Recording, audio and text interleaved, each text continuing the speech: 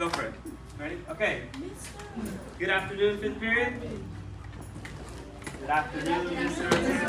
Okay. Today we're gonna work on Standards Plus, page 87.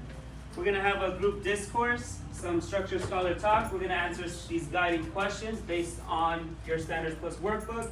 We're gonna take an exit ticket, and that is pretty much the gist of what's going to happen today. Question? Yeah. Don't worry about it. Sorry. Okay. So at this moment, right, I want everyone to open, if you haven't already, their Standards Plus workbook and turn to page 87. 87. Another quick announcement, right? I am not giving dean list points. I'm giving treats for some of you that are being called at random, right? Everyone's on page 87. Okay, so fifth period. We've been reading informational texts, right, for the past 2 weeks. We've been reading informational texts about penguins, right? We've been reading about a nozzle, a laundry room, right? When the author's purpose is to inform, what does he or she usually place in the text for us? How do we know it's to inform? Can anyone recall that information? Inform. When the text is to inform, what does the author do? In facts. Facts. He gives us facts. He gives us facts. When the author's purpose is to explain, what does he or she do? Chacon? Not reasons. Not arguments. Evidence. Not evidence. Steps. Step-by-step instructions to explain. Remember when you bought the nozzle? It gave you instructions on how to adjust the nozzle, adjust the strength, choose the pattern, right? Today we're going to continue that. We're going to read about influential people though. Today's topic is going to be Benedict Arnold, right? I'm going to call on 2 volunteers.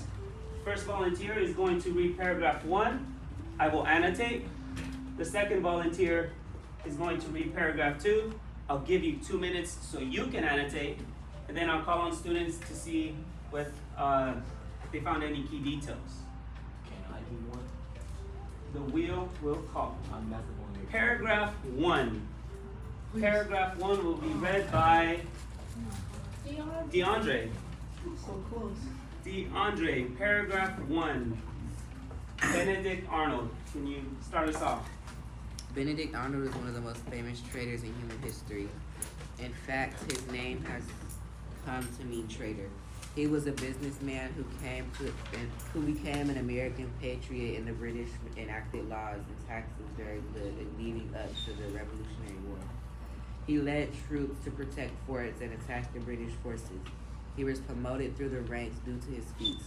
But there was also numerous times that his action as a leader was questioned. He was accused of stealing military supplies, disobeying orders, profiting from the war effort, and failing to account for its expenditures.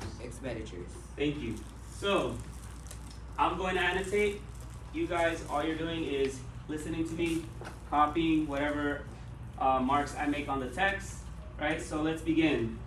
We read it.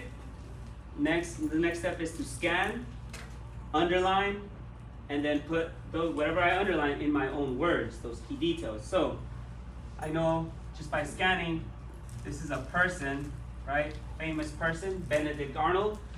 Another step that I remember is I should always underline that first sentence because it is my topic sentence. This tells me what this whole paragraph is going to be about. And it's going to be about how this guy, Benedict Arnold, how he became the most famous trader in human history. So I have to find key details that lets me know. Okay, he was a businessman, okay, before the British, right? I know there was a war, right? There's a war. So he was a businessman. That could be his early life. Right? The businessman who became an American patriot as the British enacted laws and taxes during the time leading to the Revolutionary War. Okay, so I know Revolutionary War, right?